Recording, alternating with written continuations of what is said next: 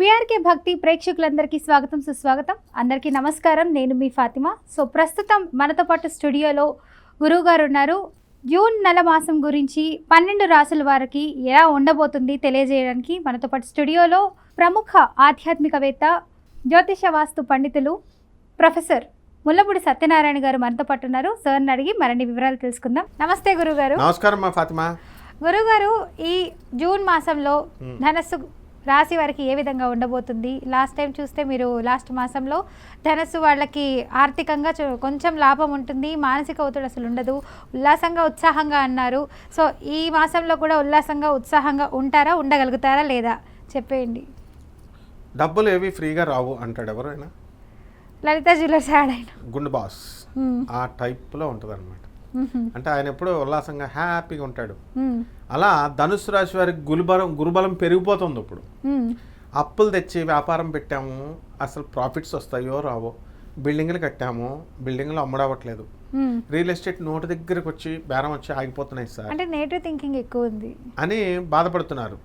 Negative thinking అంటే వాళ్ళకి అమ్ముడు అవ్వట్లేదు. కారణం ఏంటి? కన్ఫ్యూజన్ ఎక్కువ ఉంది. కన్ఫ్యూజన్ వీళ్ళే కారణం. ఇప్పుడు ₹1,00,000 అమ్మేటటువంటి స్థలాన్ని 10 లక్షలు చెప్పేస్తే మరి సాఫ్ట్వేర్ కొంటాడా? ఒక భూమిని తీసుకొచ్చేసారు, దొంగ భూమి తీసుకొచ్చి హైదరాబాద్లో ఉన్న భూములన్నీ కూడా భూమ్ అని చెప్పేసి ఎక్కువ రేట్లు చెప్పేశారు, కొనేశారు. ఇంకా ఎక్కువ చెప్తే ఎక్కడ కొంటారు పాపం, డబ్బులు అయిపోయినాయి సాఫ్ట్వేర్ వాళ్ళ దగ్గర.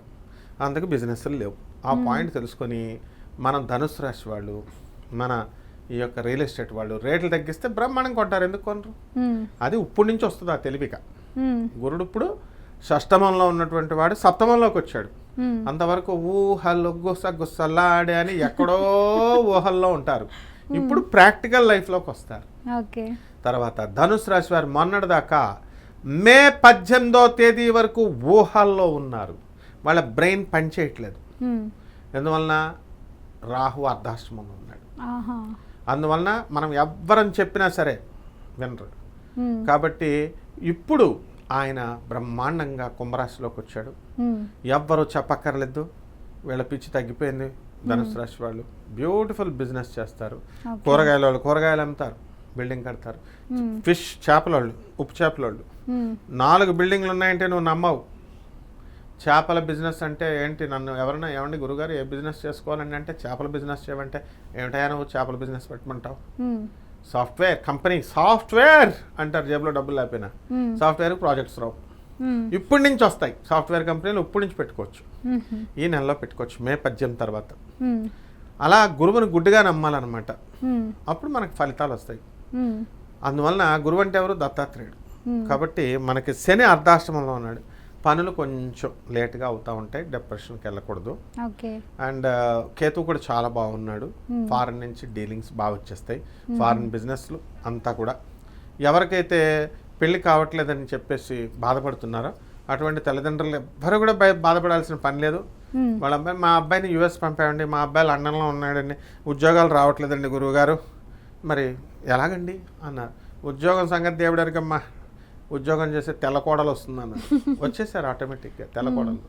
లాస్ట్ ఇయర్ ధనుసు రాశి వాళ్ళు అందరూ కూడా ఇంగ్లాండ్ కోడలు, అమెరికా కోడలు వాళ్ళందరినీ తెచ్చారు. జాబులు లేవు, కోడల్స్ జాబులు చేస్తున్నారు. ఈ సంవత్సరం మే 18 తర్వాత ఇప్పుడు మన వాళ్ళందరూ కూడా జాబులు వస్తాయమ్మా. మరి విద్యార్థులకు విద్యాపరంగా ఎలా ఉండబోతుంది? చిరు వ్యాపారస్తులు ఎలా ఉండబోతుంది? తెగ్గ చదివేస్తారమ్మా విద్యార్థులు. గురుబలం పెరిగిపోయింది, వద్దంటే లావు కూడా అయిపోతారమ్మా. స్వీట్లు అసలు ఇళ్లలో స్వీట్ షాపులు కనబడితే చాలు స్వీట్లు తినేస్తారమ్మా. కాబట్టి ఈ విధంగా మొత్తం చిరు వ్యాపారాలు, చిరు ఉద్యోగాలు చేసే వాళ్ళు కూడా సూపర్. చిన్న చితక పనులు చేసుకునే వాళ్ళు super. And they will learn like anything.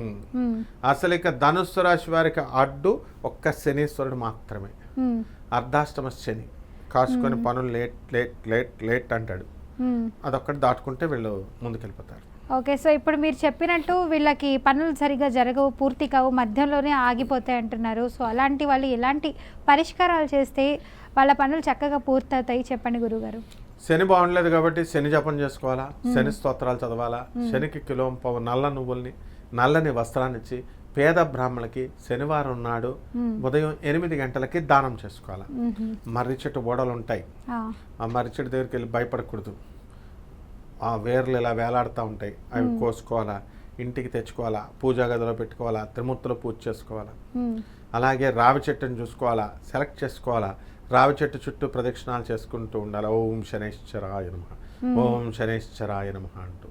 ఈ రకంగా ఇంట్లో కనుక అసలే మనకి శని జయంతి రాబోతుంది చక్కగా ఎప్పుడు గురుగారు? 27వ తేదీన. అందువల్ల చక్కగా శని జయంతి ప్రతి నెల శని త్రయోదశి వస్తుంది కదమ్మా. అందువల్ల శని జయంతి అక్కలేదు, శని త్రయోదశి రోజున కూడా వీళ్ళు చక్కగా తైలాభిషేకాలే వీళ్ళు చేయక్కల, వీళ్ళకి చేసుకోవచ్చు. పంతులు గారికి డబ్బులు ఇవ్వాలమ్మా, అందులో డౌట్ లేదు.